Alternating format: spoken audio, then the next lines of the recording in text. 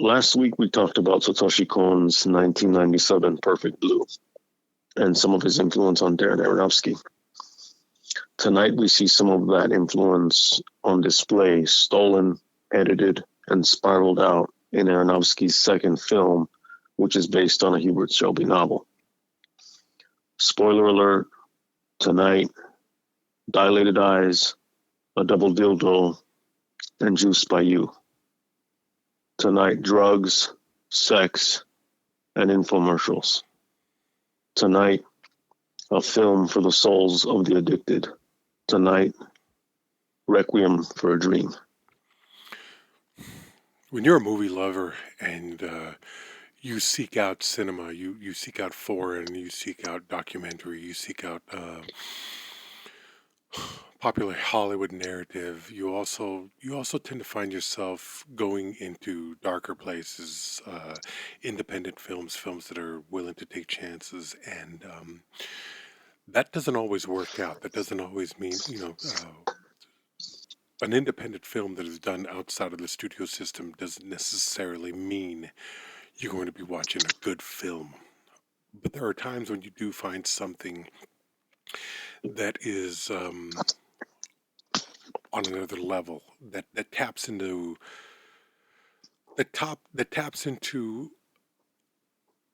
a certain darkness of humanity that you're either not prepared for or you are woefully ignorant of. I don't know drug addiction. I've never been around it. My own personal experiences have been basically with alcohol, and even that has never been to the degree depicted in most films. But watching a movie like Darren Aronofsky's Requiem for a Dream, you find yourself, if you're being honest, if you're being honest, if you're being realistic about the subject matter, the characters, and what you have seen in real life, you find yourself faced with certain ugly truths about the world, humanity, and yourself. I don't like this movie. I don't enjoy watching it. I've seen it 2 or 3 times now. It's not a fun watch. It's not something that I walk away from quoting or feeling like it's or feeling like it's changed my life for the better in any way. Although it has, on a subconscious understanding level, it is something that stands apart from what has come before it and what has come after it. Watching it again last 2 nights ago after having seen Perfect Blue, I was struck by the intensity that Aronofsky brought to his story. I don't know if this is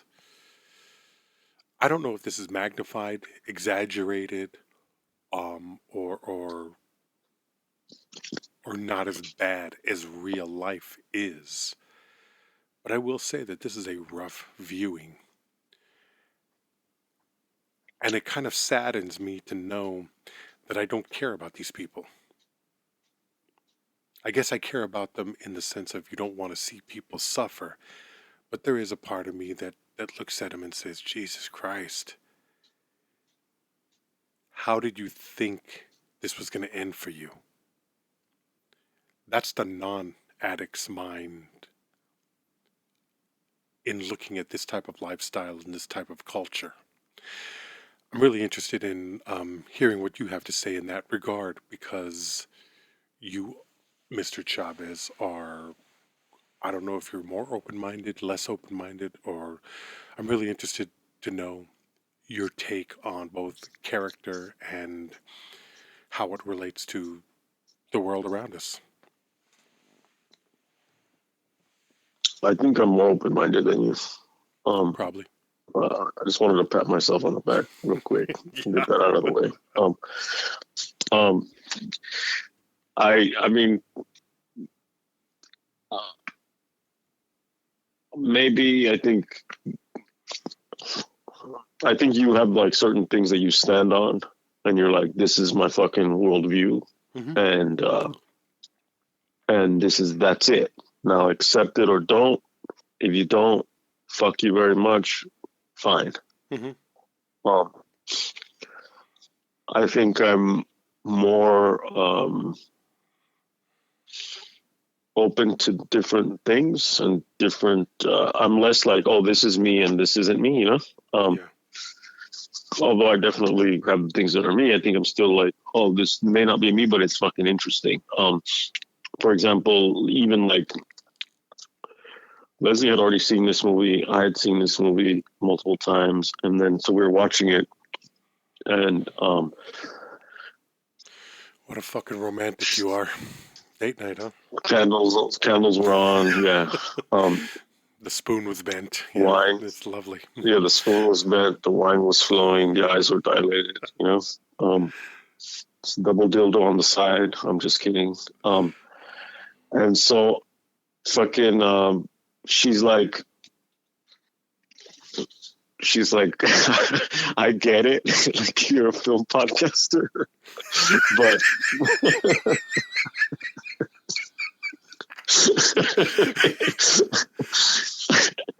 She's like, but like, I was hoping for something a little bit more inspirational today, you know? But I mean, personally, you know, different people watch different things in terms of like, depending on their mood, etc.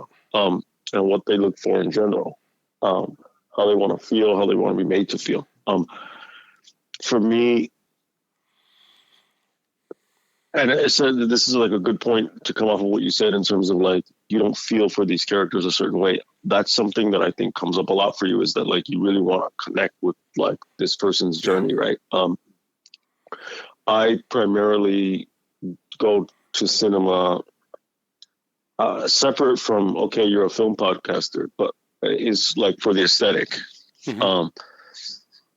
So I subscribe to the idea that this is a visual fucking medium, and you know, there are a certain number of stories that are like these primary stories. Everything else is a version of that. We are limited by the confines of any art form. The confines of film are the confines of film as they exist with the technology that we have today.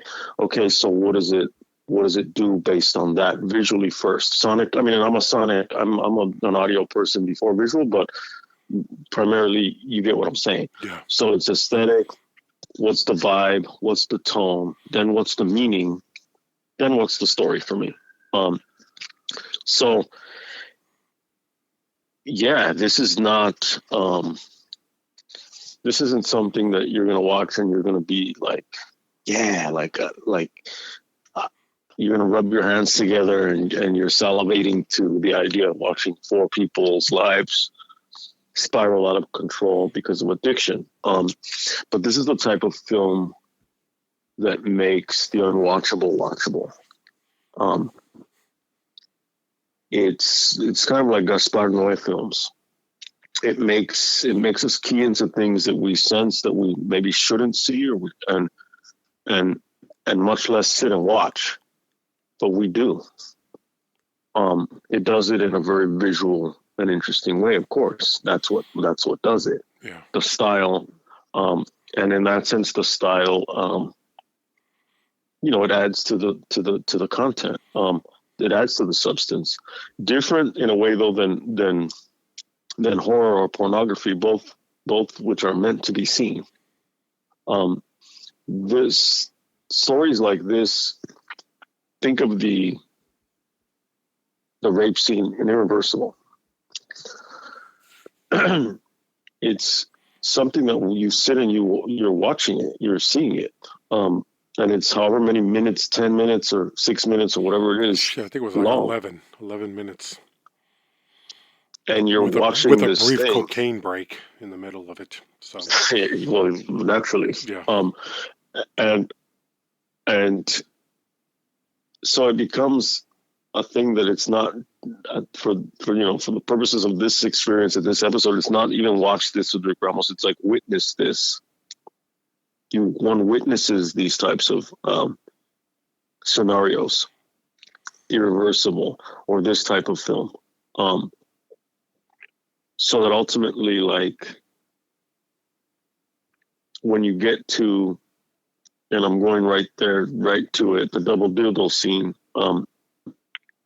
On stage, it's like Satoshi Kon's Perfect Blue stage rape scene, but more overtly sexual and more fetishized. And we talked about how last week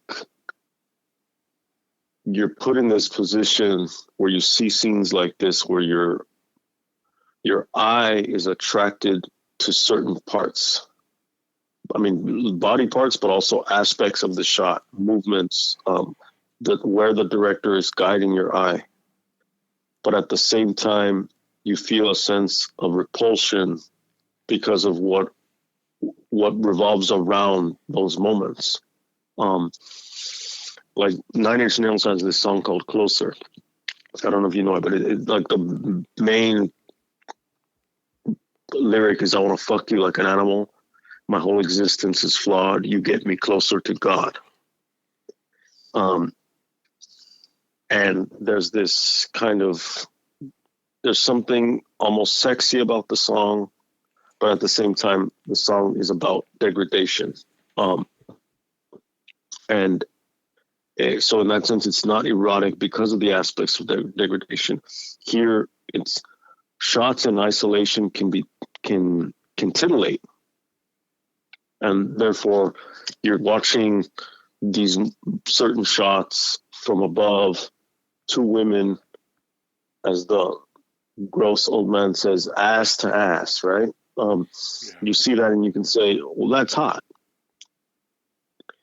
But it can't be hot because of the circumstances around it. It can't be hot within its context, only as a sexual situation, an image in isolation, separate from a group of men shouting, "Come, come, come," these businessmen in suits, which make it, the capitalistic aspect seems to make it more disgusting.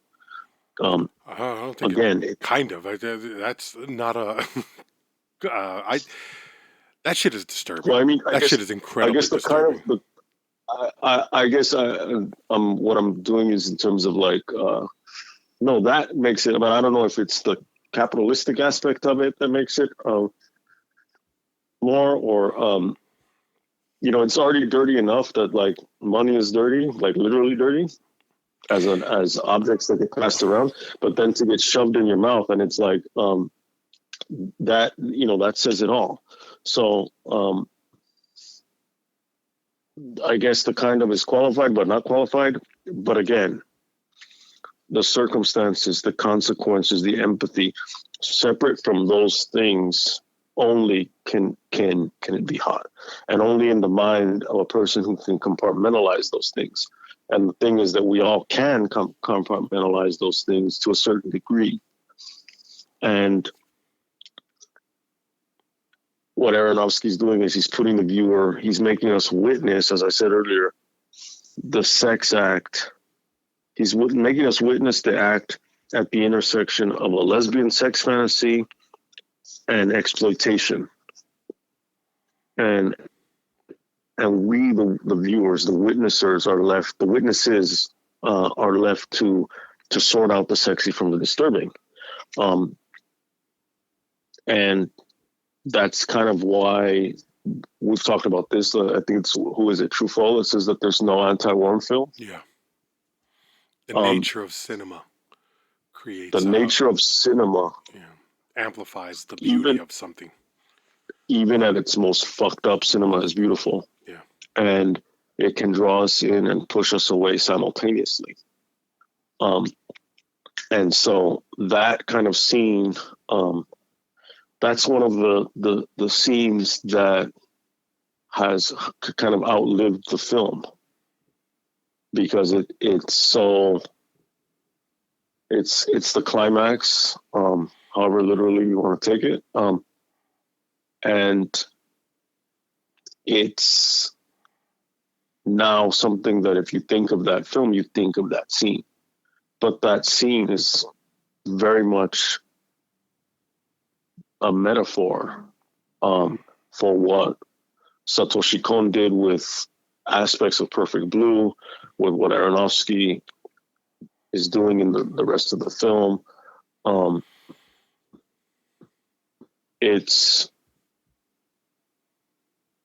We are one of those men screaming, "Come, come, come," just by watching the film, like it or not.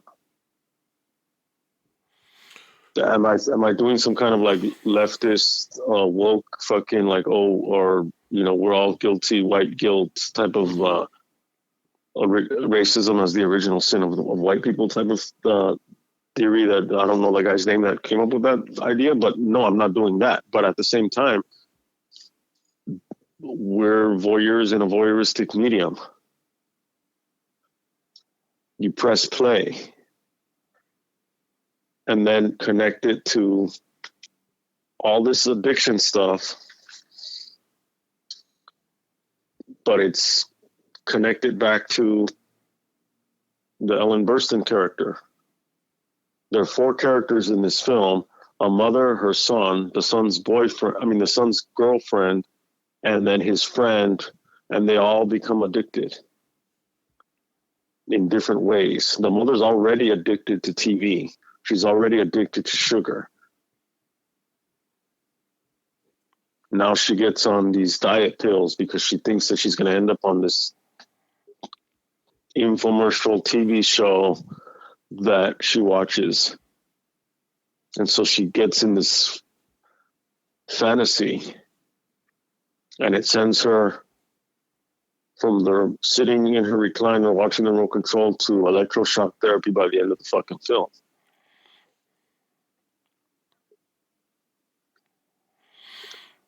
And so, like, we are participating just by watching it, and it's one of those things. It's like you said, it's not a fun watch. Leslie said, I know, I get it. You're a film podcaster. Well, but here we are. And then there's moments because it's so well edited and so well shot that I'm laughing. Oh yeah. Am I laughing because I'm disrespecting people who exist like that in the real world? No. I'm also laughing just because it's tension, the release of tension, or I'm laughing, which is obvious, or else I'm laughing because a moment of the performance is so fucking good. There are moments when, and I'm all over the place right now, but Ellen Burstyn makes me laugh and cry. Well, isn't that life? I mean, the absurdities of life, and I think a lot of people become overly sensitive when you find humor in something that is dark or problematic. I guess I'm some kind of armchair psychiatrist, but there is something to the fact of laughing to release the tension and protect your own. I believe in that. I believe sometimes that you laugh at inappropriate things. You laugh at perhaps misogyny, racism. You laugh at abuse. You laugh at the shit around us because if you don't, then you allow it to overwhelm you. There is a great deal in this film that I can't think of anything in this film that makes me laugh so much as just being wowed and in awe at both the editing and the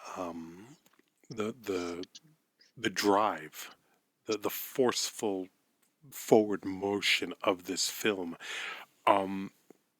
It's sad to say that watching the editing, the cuts, these quick MTV-like cuts of these short little moments of prepping the heroin. Yeah, the montage. Yeah, it started to annoy me only because so much has been taken from this. So much that style has been stolen so many times, and in some ways used humorously, as with Edgar Wright's Cornish trilogy. I don't know if you've seen those 3 films with Simon Pegg and Nick Frost, Shaun of the Dead, Hot Fuzz, and there was a third film, The World's End. These cuts of Edgar Wright's appropriates with like preparing a zombie apocalypse. So preparing weapons for a zombie apocalypse or preparing drinks in a bar like he does in The World's End. I realized how annoying that was watching this film, and sadly, it kind of clouds this viewing. Even though in my head I'm realizing Aronofsky was probably the first to do this, or he was innovative. It was, or at least it was innovative when he did it.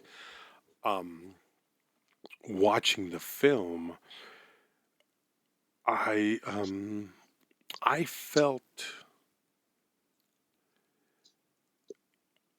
sad for people, and knowing that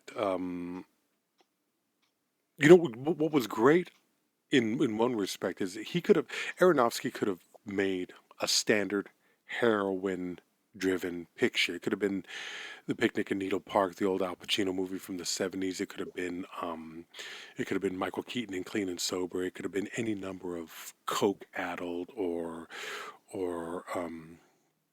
just people with drugs, but he humanizes it. Not that he should have to. Drug addiction is something that we should. I mean, it's an addiction. It's a disease. I recognize it as such. Even though I believe that you have a certain obligation to yourself to recognize your weaknesses and fight them accordingly. We'll get into it. What's great about a film like this is that it brings up complex feelings, emotions, and opinions, and you really have to reevaluate what you think addiction is. I was never so sold into the idea of fuck them, they're addicts, fuck junkies. I've never been like that. But at the same time, my attitude is you need to focus on what's going to make this right for you. So when I see the Jennifer Connelly character at the end of this film sink into prostitution,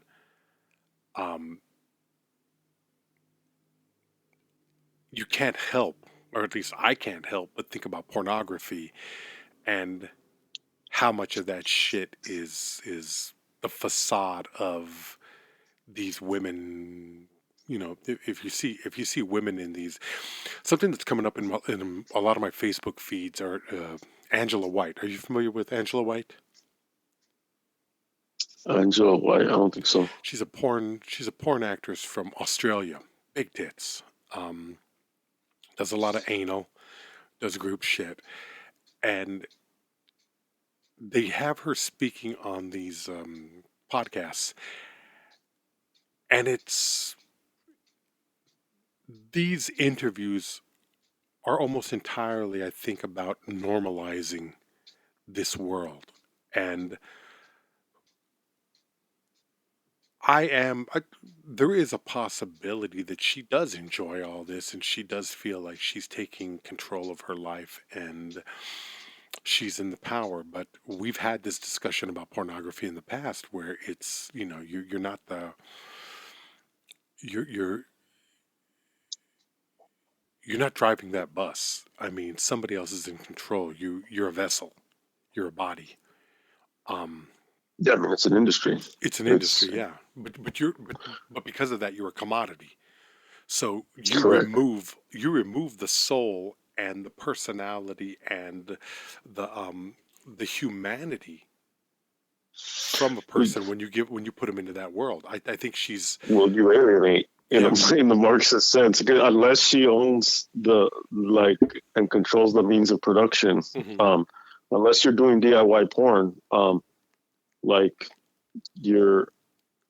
this is sending me in another direction, but at the same time, it's like, and I'm also now, I don't know that this is where you wanted it to go, but it's also like, I was reading a book,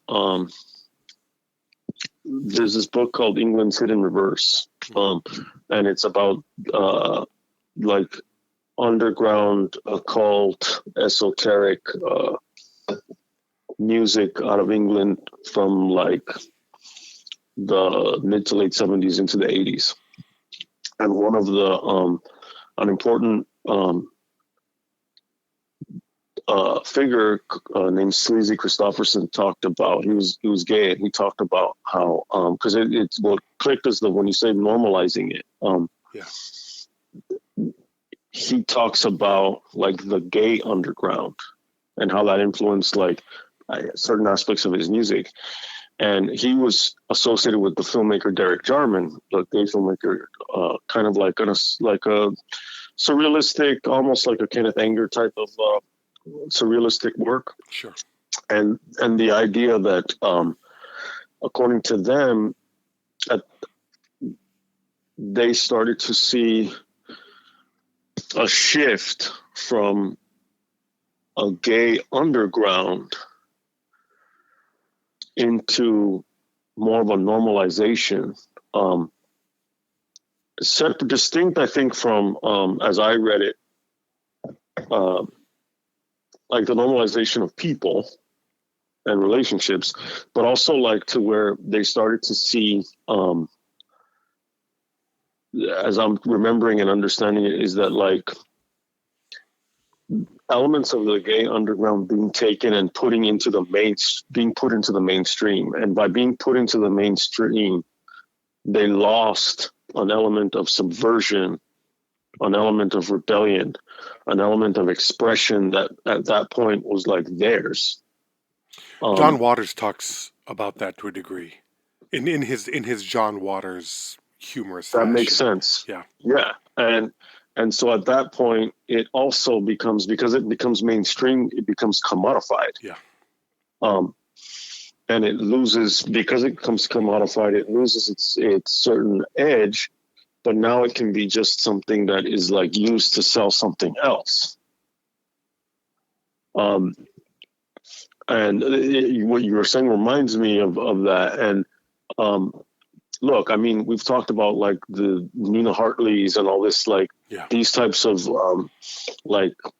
women in porn who you get a sense that they definitely they did find an area of work that was empowering to them. And because they are sexual and they're like, well, this is Legs McNeil, as he describes it, the other Hollywood, right? Kind of what we touched upon when we were doing stuff in December with hardcore, LA. But ultimately, it becomes more of another version of an infomercial, as we see in this film, because it's like those edits that you're talking about, the montage. You see those on Instagram, a lot of like these quick, like, and the cuts are right on the beat, like right on the downbeat, like boom, boom, boom, boom, boom, boom, boom, and then it goes into the it'll drop a heavier beat or whatever, this electronic kind of techno like cut. Yeah. A montage is what? It's a short shots put together that make up a sequence. When we see sequences, think of Godfather. They're not as short, but like Godfather, the baptism, sorting out the family business, that's a montage. Eisenstein is probably one of the first ones. The Odessa Steps. I think those are narrative montages, which is a little bit different. And but all montage is narrative because it's giving you a sequence. A sequence is narrative. No, but the thing about it is with The Godfather, he's drawing a parallel between the montage in this is not comparable to the baptism in The Godfather. The Godfather is contrasting. Oh, okay. So, and you mentioned Battleship. I mean, which is I think it's more be the case, but yeah. But what I think it's more closely is okay. So, the preparation, the what do you call it? The assessing, the accessing the drugs, the preparation of the drugs, the use of the drugs, and then, the aftermath of that in a quick succession. Yeah. That's more like training scenes in like Rocky or something like that. As For ridiculous sure. as that Yeah. No. sounds, you know what I mean? Yeah. Because No, I it's get what you're saying. mhm, Like the contrast in Godfather between like the hypocrisy of on the one yes, hand the that's the point baptism of and what the I'm trying to make with that. Yeah, yeah. I mean, you're talking like now thematic hmm, and like sure. that. I'm talking just in terms of like the mechanics of a montage, Oh, by all means, then which yes. is one scene cuts to something else, and within that you're seeing a quick like passage of time, Hmm. and you're seeing this, then this, then this, then this, then that, and then now you get an understanding of what the process is. And so like if the Godfather is contrasting the do you renounce Satan? Yes, I renounce him. And then they bust in a room and shoot some people in a bed. Um, this is comparing. It shows a pill in the palm of someone's hand. Yeah. The syringe, the fluid in the syringe, the snorting of cocaine through a bill, money, a rolled up whatever amount the bill is. One eye, the pupil dilating, another eye, the pupil dilating, a cell like enlarging or whatever it is. The all these different things, but also coffee. Um,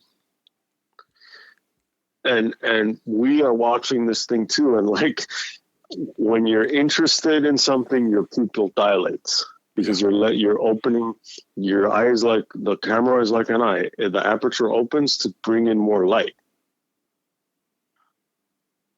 so you can see better. If the light shines when a cop pulls you over and he's like, "What are you doing, son?" and he fucking points to the light in your eye, your pupil will constrict because there's all this light coming into it, so it gets smaller. If you see some chick in math class, Molly, the girl you like, your eye will dilate because you're interested. If you get fucking scared, your eye will dilate because you need to see more things. You get fucking high, your eye will dilate. So it's all of this.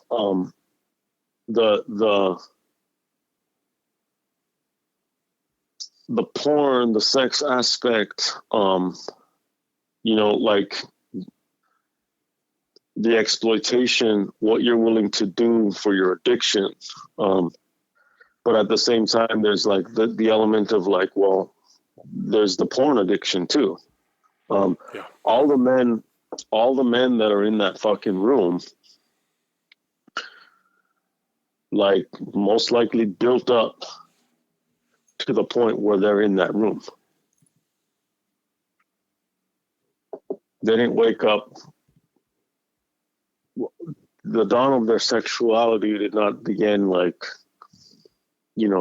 as an adolescent where they're like, yeah, when I grow up, I want to be a fucking Wall Street asshole who's going to fucking stand with all these other men around and fucking like watch these women fuck each other. Or maybe it did. I don't know. I It's a mean, sick world that we live in, you know? I maybe mean, the one guy, the conditioning, I guess. I don't know. maybe Keith David, Little John. I think Keith David even sets himself apart from those guys because as a pimp, he's not participating. He's Right. orchestrating, which in some ways makes it worse, in some ways makes it but less pathetic. He's a scumbag, but he's not. The director. Yeah, he's not. Aronofsky. Yeah, he's Aaronofsky, and Aaronofsky has said that this scene was inspired by something that he saw. I've never understood this kind of thing. Perfect Blue. What's that? I'm kidding. You said it was inspired by something he saw, and I said Perfect Blue. Perfect Blue, but no, he actually saw an ass-to-ass dildo scene in real life. And if I remember correctly, I have seen a live sex act in college, but you have to. I mean, there's something about the mob mentality that controls something over that, and then you add the alcohol to it. It's there's something depraved, pathetic, and disgusting about a group of men standing around. I don't know if they're completely conscious of how degrading something like this is, but I couldn't watch it without the understanding that this was degrading and embarrassing, and how I'm glad I wasn't there. But then I do recall being at a strip show for either a bachelor party or something, but I don't remember my reaction to it. I was drunk too, so maybe I'm just as hypocritical. God damn, I hadn't thought about that in fucking decades. You're welcome. Yeah, appreciate it. And I mean, and that's the thing too, is that again, going back to what, the circumstances, this woman that you're talking about, there's a difference between this porn star that you're talking about. If she's like, yeah, this is gonna be the shit. Like, I'm gonna go like that. This gets me off. Is that I'm gonna go like fuck some chick on stage, and all these dudes are gonna be like all into it. And like, I want them to throw money at me, and I want them to fucking like, all this crazy shit, right? And like, she's, as her day is going on, she's like looking forward to this, and she has butterflies in her stomach because she's fucking like into it. It's a performance. It's this thing. I'm gonna be on stage, blah blah. Versus like, Jennifer Connelly's character is not there for that. She's there because she's fucking wants to get what she needs. She wants to get right. She wants to get well. And someone one time told me that heroin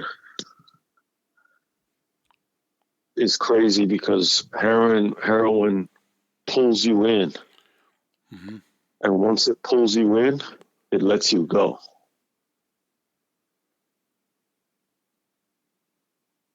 And once it lets you go, all you can do is try to get back to that place where it pulls you in. Yeah. And the next time you get, obviously, to that place where it pulls you in, it lets you go again.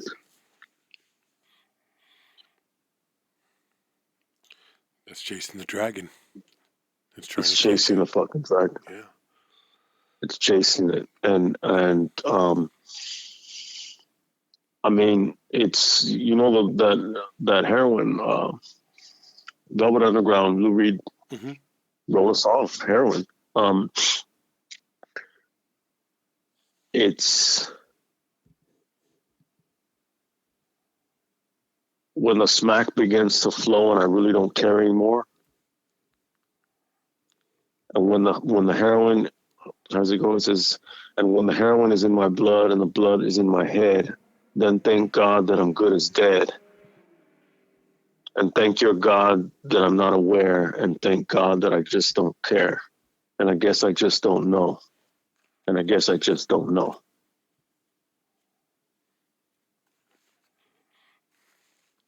The first line is, I don't know just where I'm going.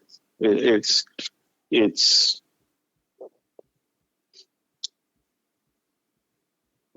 that level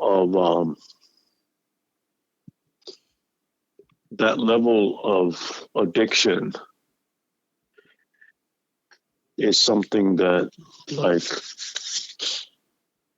I've worked retail before. Yeah. And I've done retail a lot. And there's a story. People used to go into the bathroom and they would shoot up and they would die. And they would have to go in, paramedics would have to go in and like Uma Thurman these people back. And there's a story. Yeah. Huh? Yeah. Put that needle in them? Yeah. And there's a story of one guy went into the bathroom, went into the stall, the handicapped stall, the disabled stall, however we're going to describe it, because it's the larger one. Took off all his clothes, shot up, dropped, turned blue. Discovered him.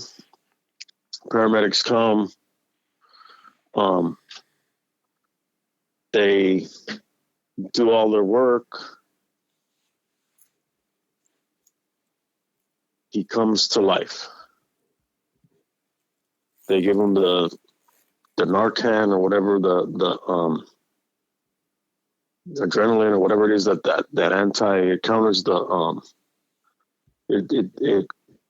it fights the opioid overdose.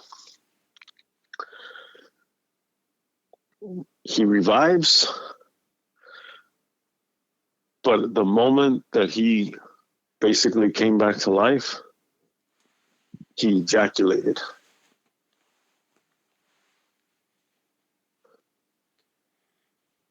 He jumps up.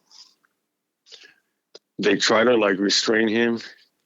He refuses to go with them. He runs out of the bathroom naked, runs out of the store naked, and onto the downtown streets into the Los Angeles night.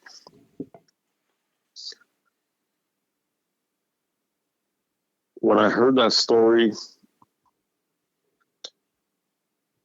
there was part of me that was like,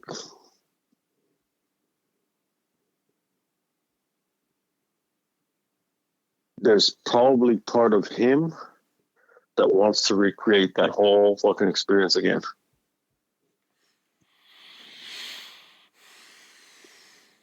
To fucking do all that, to fucking, you get that hit, you die, you fucking revive, you ejaculate, and you run. I mean, that's just how I envision it, but the psychology of addiction is beyond what we can speculate, you know what I mean? But that's the type of shit. That's the type of cycle. Anything. You know, Ellen Burstyn's character she's watching this self-help infomercial, wannabe Tony Robbins type of guy. And he says, he starts to give out these rules that changed his life for the better. No red meat. No refined sugar. And think of these things these are also these addictive type of things, right? In the film, they don't go into the third one, but supposedly there's an Easter egg if you pause it at a certain. There's a shot of him with a whiteboard, and supposedly the third one is no orgasms. Yeah. I mean, imagine think of the rush, the head rush and the body rush of the orgasm.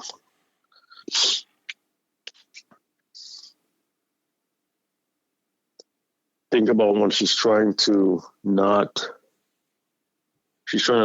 the amount of calories so she can fit into this red dress, so she can go on TV, so she can have some sliver of recognition or fame or something outside of the ordinary. And that refrigerator takes on a life of its own, and it's rumbling and shaking and waddling towards her, this fucking refrigerator.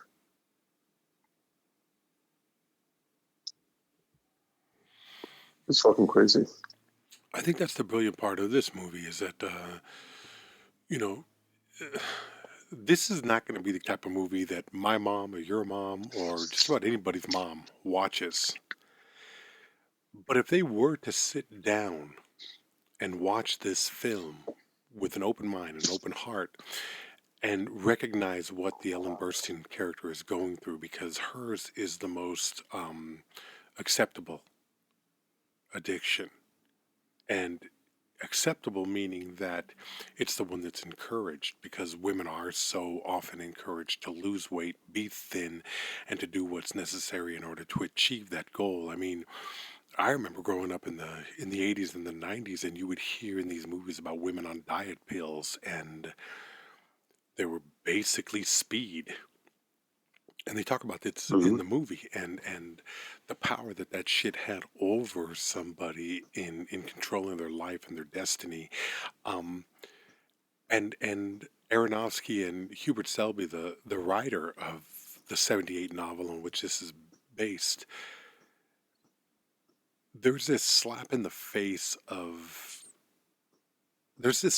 your face in them telling you, this is what you think addiction is, and this is your disgust and hatred for the addict, when your mom, your aunts, your sisters, your grandmothers are all suffering from a different, more palpable and acceptable form of the same addiction.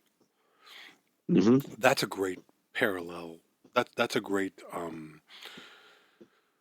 storytelling device in creating empathy and getting somebody to understand. Now, there are going to be a great number of people who are going to watch this, and it's going to miss them completely. Oh, yeah, that's not me, you know? They're going to be like, that's not me. Mm-hmm. That's not me, and it's not the same. I don't get it. And yeah, and then How they can start. they? Well, they're going to go into the Elvis argument. That's a doctor prescribing. How can it be an addiction or a sickness? And it's really saying something about, Aaronofsky faced some criticism from the pharmaceutical industry, and the studio faced some problems in a blanket statement against the pharmaceutical industry. Basically, I mean, he didn't come out and slam the pharma. The action is all there. The only thing it's missing is a commercial for weight loss in the middle of it. But if you turn on TV right now, if you watch TV for an hour, take a notepad, turn on your television, and figure out how many pharmaceutical ads are you going to see, whether it's to lose weight or to make your dick harder. There's going to be, and they are going to appeal to that psychological demographic. Well, yeah, because it's like, you don't even have, I mean, at this point, it's YouTube. Unless you're paying these assholes, they're going to give you commercials. You have an ad blocker, they're going to say you're using ad blocker, take it off, or you get nothing. If you watch pornography, you have all these fucking banners and all this bullshit. Like, everything is about ads. Yeah. TV, if you're watching it at this hour, it's like, okay, well, particularly it's like, if you go back to the 90s and it's like, oh, well, a lot of either it's going to be the kids are back home, the latchkey kids are back home, so it's going to be this, or it's going to be the mom is fucking home cooking or whatever the fuck, if those households still exist. Then it's going to be these ads. And for this hour, it's going to be the guy who took the fucking blue pill, and now he's getting in a bathtub on the beach to look at the fucking ocean and hold his fucking like wife's hand or whatever. And it's going to be all of that. Remember Fen in the 90s, yeah.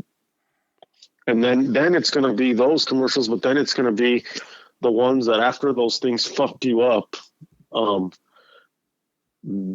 XYZ reason you did them, you fucking went crazy with them or whatever. Now it's like class action lawsuit because of that. Like, there's those, and it's like, well, and then there's Larry H. Parker got me 2.1 billion and million or whatever, and then it's the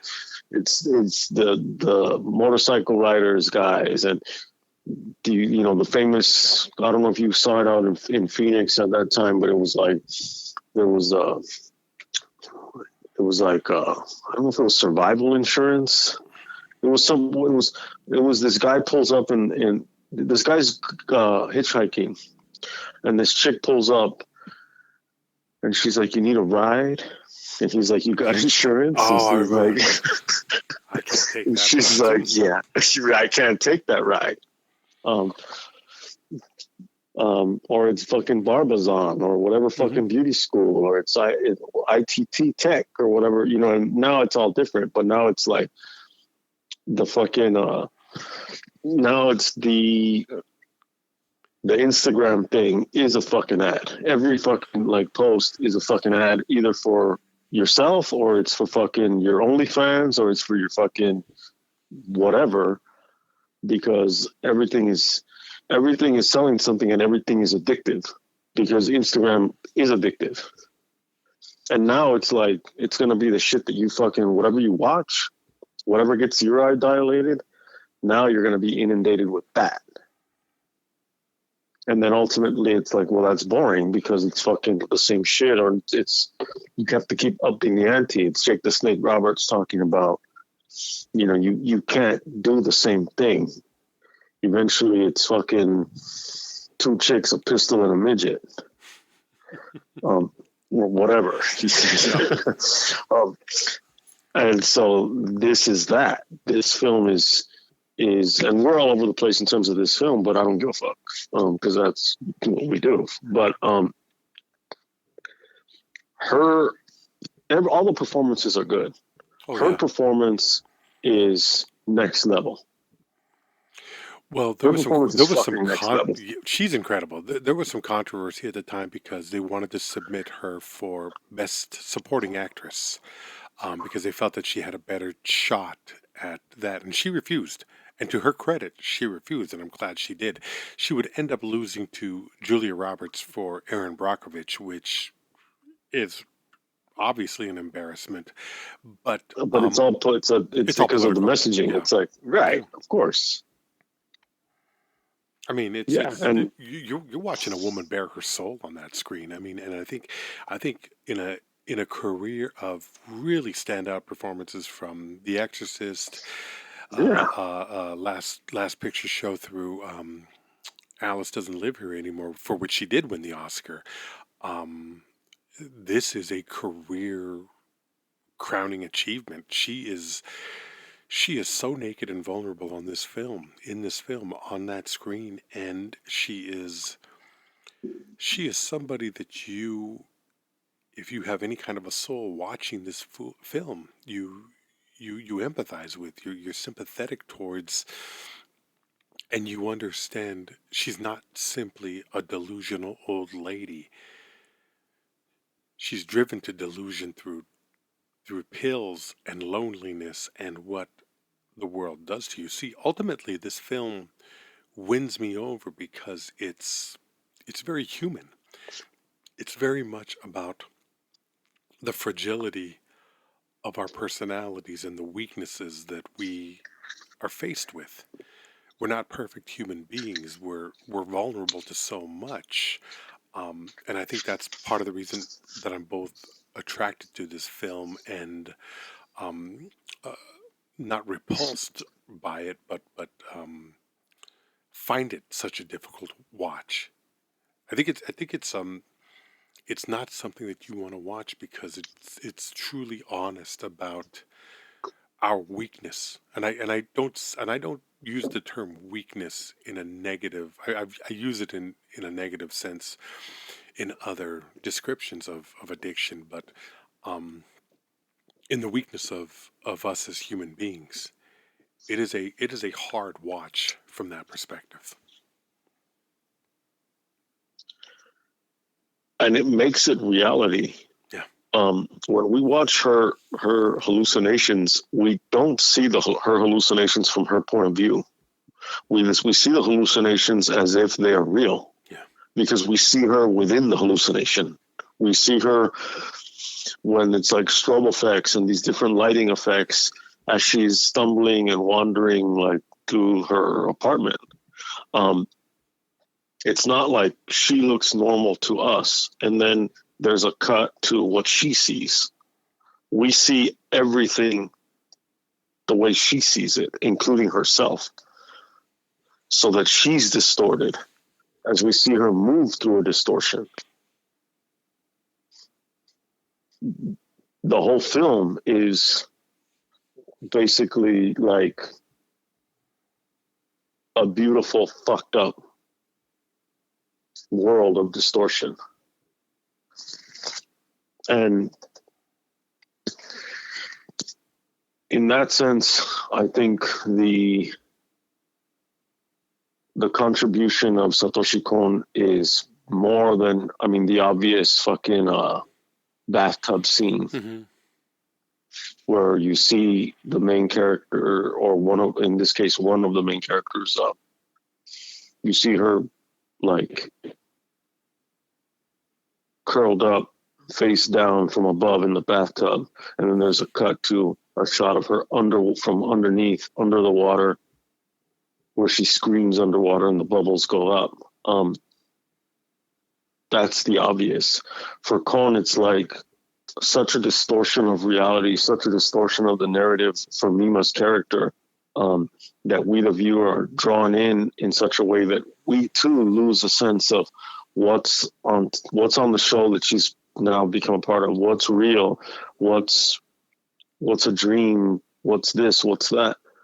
In this, it's we see that all of these things are very, very real, but they're done in such a way that they're not dreamlike and heightened by animation. They're nightmarish, but distorted in terms of just like how quickly everything escalates and how fucked up and more real than real it seems. You see that fucking arm when Jared Leto is the son. And you see this conflicted relationship that he has with his mother, and this conflicted relationship that he has with his girlfriend. But slowly addiction starts to get in the way of all of these relationships. And he's pawning his mother's TV, which is her primary source of addiction at that point. Yeah. And it's the TV going back and forth and pawning and getting it back. And finally he gets to a bigger TV, this huge fucking thing, this like, looks like this big Marshall fucking amp from the 70s rock era. And then she starts really getting sucked into these fucking infomercials. Then she gets the pills. And she has all these fucking multicolored pills that she takes at different hours, uppers, and fucking then to go to sleep. And then they start to lose their power because she gets tolerance. So now she has to up the amount of uppers. She's now taking 2, or she's doing these different fucking colors like at different times, and next thing you know, she's fucked. And Jared Leto's arm gets an infection. He keeps shooting up in the same point. He gets irritated and then it gets infected. And ultimately he has to have his fucking arm amputated. Marlon Wayans has all these ideas of what he wants. They want to start turning heroin. They want to start like making more money. He ends up, they're driving to Florida. He ends up somewhere in the fucking South. Now you're on a fucking chain gang. Yeah. And at the end, the characters curl up into a fetal position. Ellen Burstyn's character has gone from this lonely mother to someone who's undergone electroshock therapy because of her fucking like drug-induced fucking psychotic state of mind. And her hair her friend had dyed her hair, and she was trying to go on TV with this red dress so she could mention her son and the son's girlfriend, and she wanted to be famous, and there's like a dream hallucination sequence where it's another like an alternate reality of her. There's influence of Kon on that. So Kon has his stamp on this in a way. There's the obvious way, but there's also the way of the blurring of reality. later we'll see in another film, we'll go into more of Satoshi Kon's influence on Aronofsky. But here it's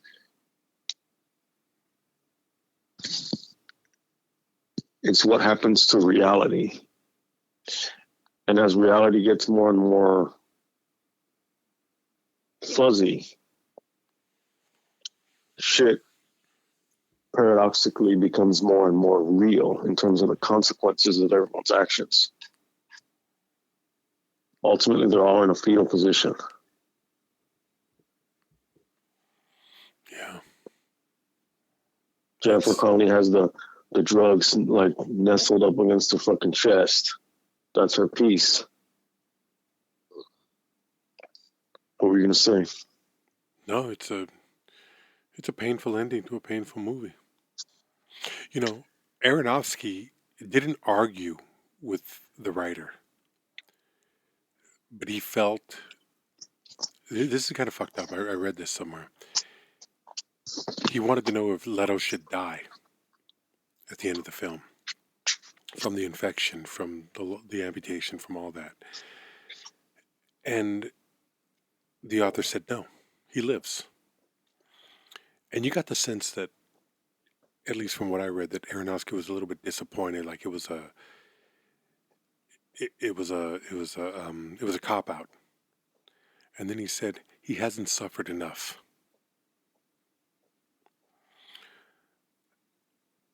And that's really telling in this film.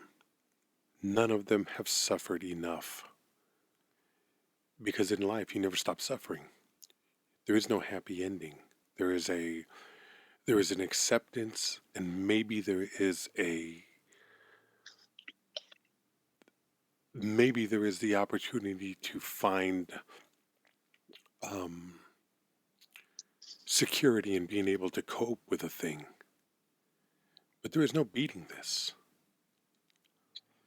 This is one of the bleakest films I've ever seen. I don't know of too many films that are as dark or as unsettling as this film. Like I said at the beginning of this hour, this is not a fun watch, but it's not supposed to be. This is not something that. I mean, I think kids. I think this was released unrated. And that's a testament to how stupid the rating system is, because for all of the films that you see that glorify drug abuse, alcoholism, a lot of the shit in life that is somewhat dangerous to us, a film of this magnitude, this power and honesty, is a film that kids should see. Every young woman, I mean, with the advent of Instagram and TikTok and the embracing of pornography as women's empowerment, maybe you would misinterpret the final, Jennifer Connelly's final scenes. But you do get a sense that it is conveyed accurately how disgusted she is with her life and where she is and what she has become. Yeah. While at the same time knowing she will be doing this next week. Yeah, if not tomorrow night. You know? Yeah. I mean, it's this is not the 90s third wave pro-sex feminism. No, not at all. It's not that. It's not Camille Paglia, who also has her own, who's controversial and also, but this is more along the lines of there's a prominent doctor named Gabor Mate. He comes on podcasts. He wrote this book called The Myth of Normal. And he worked with a lot of addicts in Vancouver, British Columbia, in Canada. And he kind of connects it back to, because you said suffering, that these people have not suffered enough. He connects to kind of like the Buddhist first noble truth that all life is, I mean, the simple translation is all life is suffering. More nuanced way of saying it is that every aspect of existence is inadequate and unsatisfying, and ultimately leads to a form of suffering associated with other things. But to stick to that, it's when I think of that, it's kind of like, it's almost like you go into a sense of, having watched this film, like, what's the origin of their suffering, separate just from the human condition of suffering to begin with, but what's the origin of each character's suffering, with the exception of Ellen Burstyn, who you get a sense of why all these things lead to where they lead. But for the others, where does their suffering come from? How do they get involved? Is it just boredom, or is it, how do they get involved to begin with that leads them to this path? And I personally, again, I don't like, is it along the lines of like Michael Myers? I don't fucking need to know the origin story of all of that. But I mean, in terms of the suffering aspect and the thing of that, they haven't suffered enough. And it's like, well, maybe they haven't suffered enough on screen. It's a good point. But I want to know, like, in response to that only, not in general for the film, because I don't need that. But in response to that, it's like, well, okay, where did they suffer off screen before? You know what I mean? Well, you definitely have the idea of Marlon Wayans and his mother. You have Jared Leto and his father either dying or leaving. It's never clear. I imagine dying, but I could be wrong. And Jennifer Connelly being cut off from her parents. That spiral downfall of addiction. No, there is a great deal of suffering that is outside of the pages of this film. It is valid, and it is something to think about. But in context of the story that is being told, my God, the suffering that they will endure. None of them will survive this thing. None of them will make it out. Or at least with their humanity intact, with their psychological humanity. I mean, yeah. You know, I mean, Ellen Burstyn is probably the greatest example in this film of what they have to look forward to. Catatonia, a catatonic state in which there is no connection with anything. That's one of the scariest things about drugs. That's one of the scariest things about what this film is depicting. This shit is real, and a lot of people are affected by it.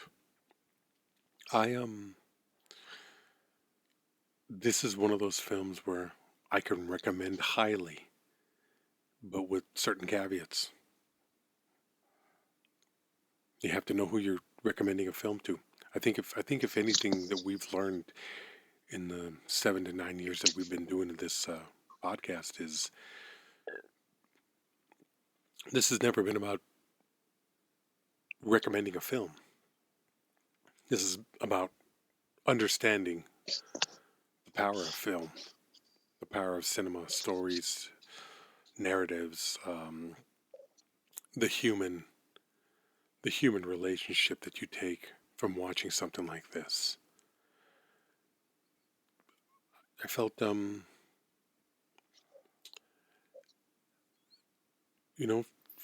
if I had seen this when it first came out, I would have felt dirty afterwards. I just felt sad. I felt sad for people watching this movie. And I think you have to know what you're getting into. If you watch a film like this, you have a better understanding of what. And that's not to say that there's no such thing as the casual drug user. I mean, people seem to do it. But I think that's a lot rarer than what you see on this screen. This is go ahead. No, I just said in the end, you have to ask yourself if it's a gamble that's worth taking. Yeah, this is the depths of like drug addiction. This isn't like, oh, I have a glass of wine with dinner, or I fucking, I fucking, yeah, I smoke weed. I smoke weed, whatever the thing may be on the weekends, blah blah, or edibles, or some kind of micro dosing of like mushrooms or something like that.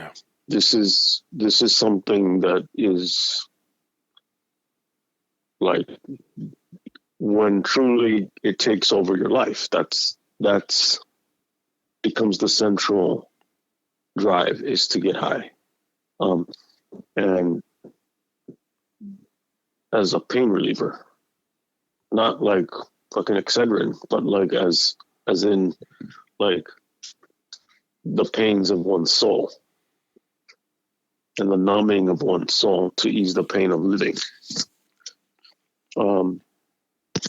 And that includes like inflicting, like you have these byproducts of other forms of pain that are accepted in exchange for the numbing of the greater and deeper pain. And so like in a weaker sense, it's like we're willing, in our pursuit of whatever truths and whatever on the small end, entertainment, meaning, style, aesthetic, whatever, in our pursuit of all of these things through cinema, we're willing to watch fucked up things that make us uncomfortable sometimes, and inflict those small pains upon ourselves, because the benefit is greater, the catharsis is greater, the impact is greater, the experience is greater, it's deeper, no matter how long lasting. And I think that's why, and you go back to it, it's kind of like, well, when directors shit on comic book films, not all comic book films are going to have this kind of impact. Not all films are going to have this kind of impact. Regardless of like, oh, how good is it? How many fucking Oscars did it win? How many nominations did it get? How many blah, blah choice awards did it get? SAG, blah, blah, blah. How much money did it get at the box office? How popular is it? It's like, how deep can you go? That's the thing. And, the film addiction is nothing. But it's also, it's like traveling. It's like reading. It transports you. And, you buy the ticket and you take a ride. It's certainly true with this film. And we get to come back. We get to come back from there. Yeah, not everybody does, do they? Right. So another addiction in a very obvious fucking transition now is to caffeine. buymeacoffee.com/watch RickRamos. The show goes to Spitshine Tommy. Thank you for your contribution. Do what you do and we'll do what we do. We appreciate Tommy, and we appreciate all of you who tune in every week and dig into those pockets to help us out a little bit. Thank you very much. Next week we'll be back with more movies. More movies, hopefully ones that you love. Take care, folks.